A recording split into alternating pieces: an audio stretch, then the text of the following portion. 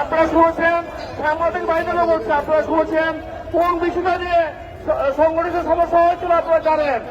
তারা ভুয়া পার্টিতে মাছ শিকারের চেষ্টা করতেছে। আমি এনসিপিকে বলবো, আপনারা আপনাদের নিজের চরকায় তেল দেন।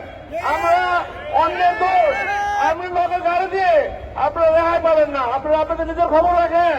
আপনাদের ছেলেমেয়েরা কি করতেছে আমরা ইতিমধ্যে জেনেছি। ঢাকা সিটি কর্পোরেশন বলেন, রাজক বলেন, বিভিন্ন এলাকা থেকে তারা চাঁদাবাজি শুরু করতেছে। ঢাকা সিটি কর্পোরেশন থেকে এই পর্যন্ত আমি জানি অনেকগুলো রাস্তাঘাট তারা বিনা টেন্ডারে নিয়ে নিয়েছে। এটা কি হতে পারে?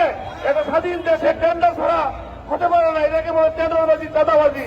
শুনেছি গরুর হাটগুলো, সামনে গরুর হাট হবে এই সময়, ঈদের সময়, কোরবানির ঈদের সময় এই গরুর হাটগুলো ওরা নেওয়ার জন্য চেষ্টা করতেছে। তারা মেয়রকে গিয়ে চাপ দিচ্ছে। তারা ক্ষমতায় আসে নাই, তারা এখনই অন্যায় কাজ শুরু করেছে।